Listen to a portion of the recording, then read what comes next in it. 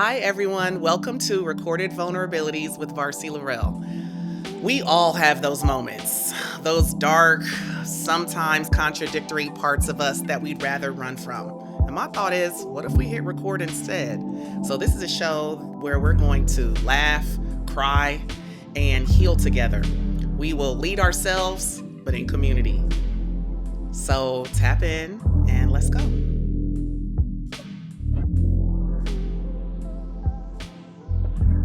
This session is called Parenting, a One-Way Street. And it was inspired by me dropping off my kids and turning on my podcasts. And I was listening to IRL with Angie Martinez, and she was talking about grief, and parenting kicked in. And there was a lot of relatable content in this podcast, so much so that it really inspired my own session. So I want to talk about this for a second. So, one, I'm a parent, right? So I'm a parent of a 10-year-old daughter. I'm a parent of a 6-year-old son. And I also have parents. So I'm coming at this from both angles. So work with me here. So, one thing that came up for me is I am dealing with a lot of things in this season of life, y'all.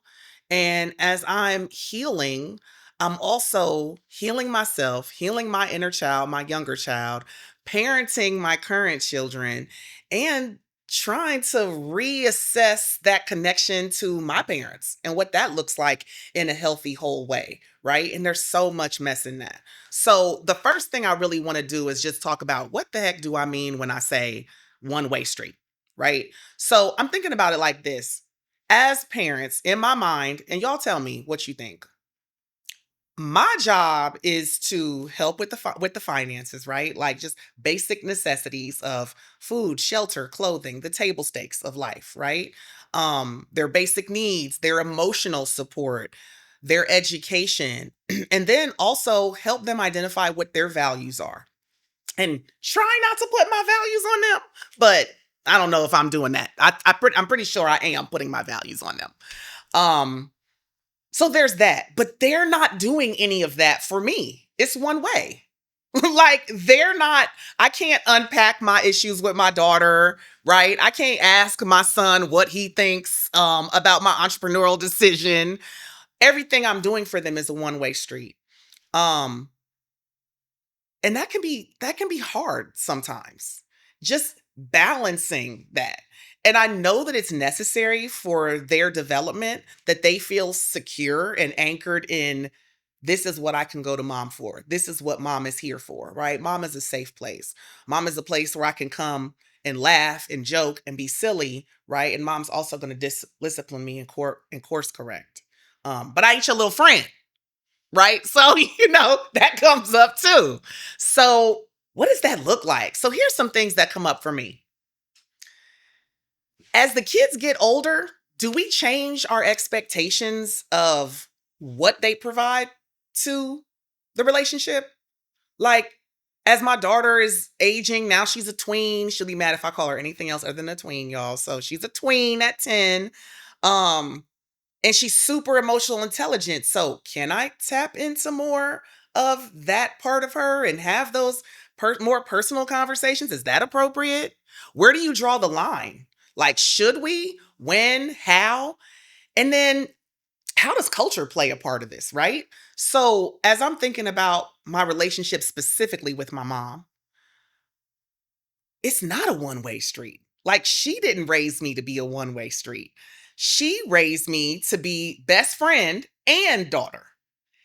And there was no clarity in those. I can, like, depending on her mood or what she maybe needed or what she thought I needed, I would oscillate between best friend and mother. And it was, as I think back, it was very confusing as a child, right? Of she's relying on me for maybe some of these emotional needs for herself, not being aware, right? Like, we're all doing our best, I believe. Not being aware, but when I was younger, it crippled me developmentally, right? Because there were things that I maybe needed from her that she was also seeking from me. It wasn't a one-way street, it was a two-way street.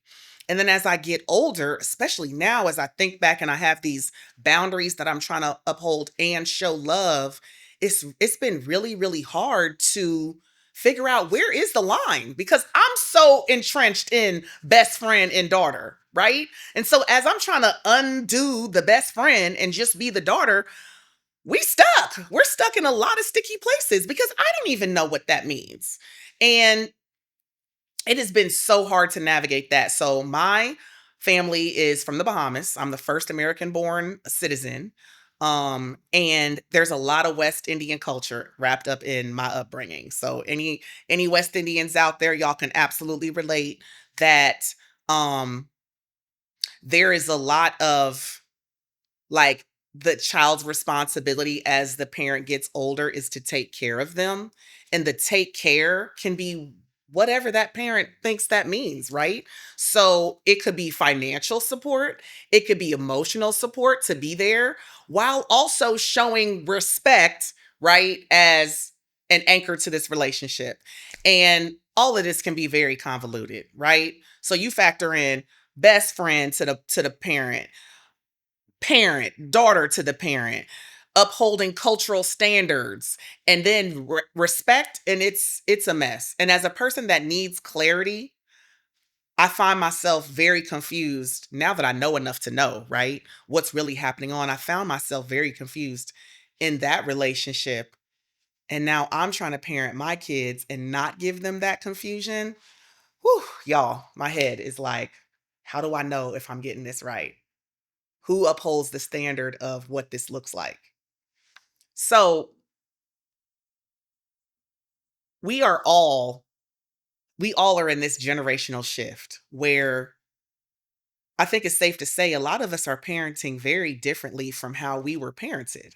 So there's some things that I love that my parents did. I love that they instilled education in me. I definitely have educational privilege. My grandma was working third shift at a nursing home, and I don't know how she put me through private school. Right. So, like, I have that foundation. I have the bachelor's, I have the master's, all those things. Amazing. I have some emotional intelligence. Like, my mom is the most emotionally intelligent person in my family, right? So I have a foundation of that. But then I have a lot of barriers and shoulds on me too, right? Of what life should look like for success. And as I shift us generationally, I'm trying to undo all of that with my kids. And that undoing is so hard because we are parenting differently than we were parented. So though I don't want to be my mom's best friend, I do want to be the best daughter to her. Though I don't want to be my daughter's best friend, and maybe a little bit of my ego wants to be that chosen person, right? That she chooses. But truly, based on what she needs, I don't want to be her best friend, but I do want to be the best mom. But what does that look like? I was recently talking to a friend, and she's like, she had this good example of what this parent looks like. And she's like, well, I absolutely didn't tell my mom everything, but I did know that when I needed her, she was there and she was a safe place that I could tell her whatever I needed to tell her. And I'm like, huzzah, that's it. That's what I want. I don't need you to come to me for all the things, but I do want you to come to me when you need me most. And maybe that's it. Y'all let me know what you think. And let me know if, like, does anyone thinking about this too? Is it just me in my head? Like, tell me. Okay, so growing up, I had like two different versions of parenting, right? So I had my grandma who helped raise me, who was definitely like the mother figure, that traditional, whatever the mom is, the characteristics I put under mom. And then with like no emotional support at all, right? Like Caribbean culture, no emotional support. And then my mom was kind of in and out. And I think our relationship is more friend, honestly. And with that, I had a lot of emotional labor to be her person and be her friend. And I still carry a little bit of that because she hasn't built like those friendships in her life.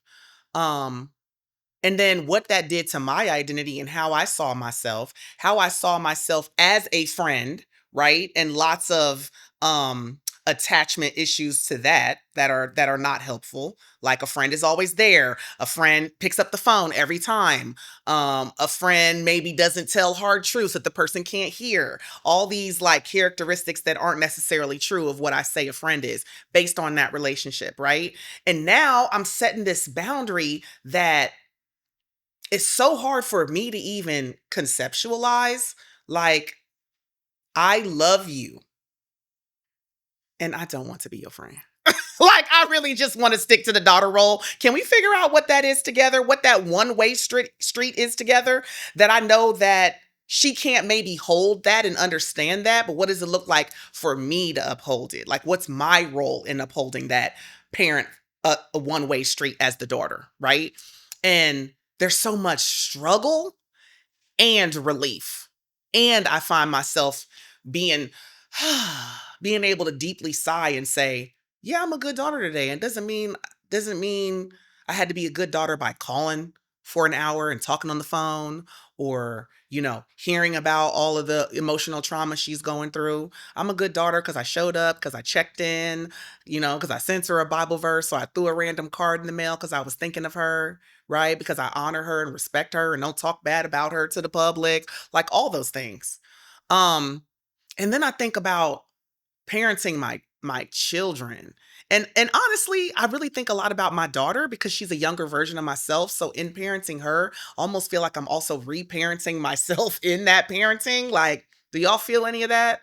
And unlearning some of those patterns of what a parent and what a mom is. So I mentioned I do have this temptation to be bestie, right? Because of that. And she's dope. Like, she's super fly, super preppy, as she would say. And I love her as a person. So I do have this like, ooh, I want to be bestie. And nah, I gotta resist that. That's not helpful for her, right? Because developmentally, she needs to know mom and what that is and not be tied to that.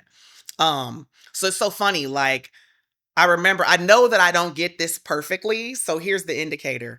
Me and her, we were all in the car together with my son, and I said something about not being your little friend. And she was like, well, I'm confused because sometimes we talk about that, and then sometimes you say I'm not your little friend. So, like, I don't even know where to be. And I'm like, damn, that hit me because that's how I feel as a daughter.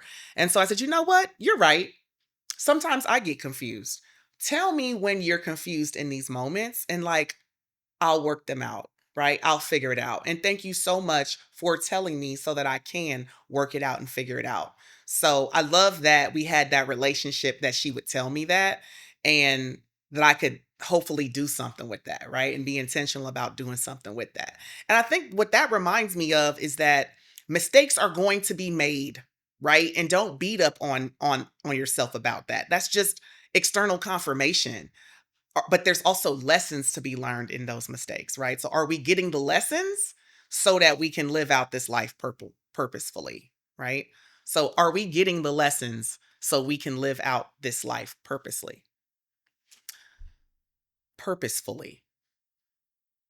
that word. So let's talk about this. I want to call some things out. I think there's some blurred boundaries a lot in these types of relationships.